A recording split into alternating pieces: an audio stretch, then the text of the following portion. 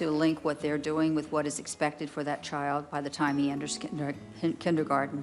And as I mentioned earlier, we also have put reading interventionists in our schools. We have reading teachers, reading specialists, always trying to analyze the problem as it occurs early and letting us have that opportunity to make a difference. Mental health awareness has improved over the years and is considered important in the lifestyle of many individuals. It has not only resided in the practices of medical and mental health services, but in the practices of the education system. The Individuals with Education Act, originally known as the changed the name IDEA in 1990 and later revised to suit the needs of all disabled individuals as recently as 2005. IDEA is fundamental to the education and enrichment of disabled individuals in a primarily able-bodied centered world, as it allows them to grow at a steady and functional pace. To explain IDEA, I will break it up into 4 parts. My first part is inclusion. Disabled or impaired individuals are included into the daily leisures of life while also being able to enjoy their own space when in the IDEA program. And that could be for a number of reasons, or you have your students who are a lower incident, which means that students who have extensive intellectual disabilities or physical disabilities that really don't allow them to participate in the general education setting, but more of a self-contained, more structured, smaller setting. That achievement gap comes from poverty, it comes from racism, dated way back. And so it has affected our system, our education system too, because most of our students aren't afforded the same opportunities as other races are afforded. And so that causes the achievement gap. Like, we have a lot of students that are not socially advantaged, does not have social advantages, and so they're socially disadvantaged.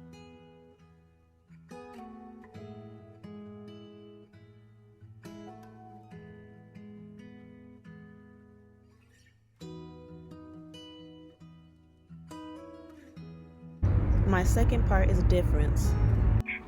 So they come up with a thing called IEP.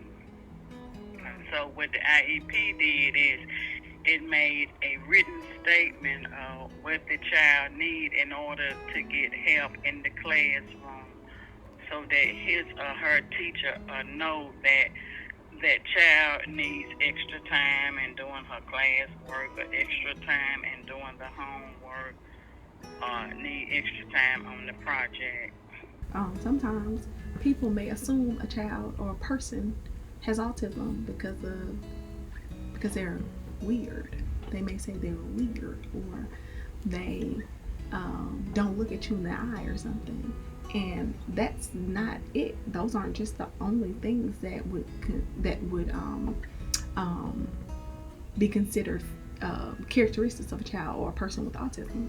And so people just take things and take little chunks of things and want to place a name on something without actually looking at it and understanding why this person is doing this or acting this way. IDEA has made a difference in the life of disabled or impaired individuals by encouraging them to learn by their own standards through guidance and ensuring they are not denied of their right to learn. My third part is education. Now, you know there are 3 exit diploma options. What that means is that if you're graduating with an advanced diploma, that's an option. You may graduate with a general diploma, but there's also something called an essentials diploma, and previously it was referred to like a vocational a diploma with a vocational endorsement. You're being prepared for the world of work, or you're being prepared to attend a community college or a junior college, not necessarily a 4-year college or university. So and the third option is that it's almost like an alternative achievement diploma, where you are in a self-contained class and you are a student that will depend on your family, your parents, or a third-party group to help you with those independent skills. So more of our low incident students who will need the guidance of someone, well into adulthood, they will graduate with an alternative achievement pathway diploma. A lot of times, kids are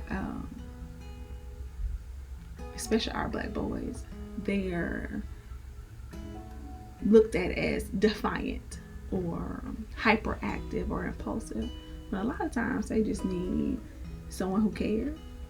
They want to talk to you. They like to talk to you. So their hyperactivity may just be they're bored.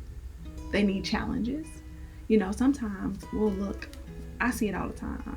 You'll have a 5-year-old who's all over the place. Oh, he's hyperactive. He needs special education. No. He needs to be challenged. He needs more. He needs maybe maybe send him in a first grade classroom for math, maybe. Who knows? You know, we have to try other things outside of just looking at there's a problem. Well, let's look at the strengths of the child first. Let's look at the whole child. Let's look at his environment. Let's look at his culture. Let's look at the child's economic status. Let's look at everything before we classify a child as defiant or hyperactive or LD or things like that. When working with IDEA, it allows disabled or impaired children to explore different creative perspectives. It helps them to learn more about the world they live in and who they are individually. Finally, my fourth part is aspiration. I wouldn't even call that communicating. That would just be expressing herself. And that was getting her nowhere. So then she'd start banging her head or running around and things like that. And now she can count to 10, she can take deep breaths and stuff like that. But she still loses it, but she knows how to express herself. For her, the transitioning from high school to college, it was a little hard because she didn't see anybody there from Ramsey. So for that was the hardest transition. I don't see any of my friends from Ramsey.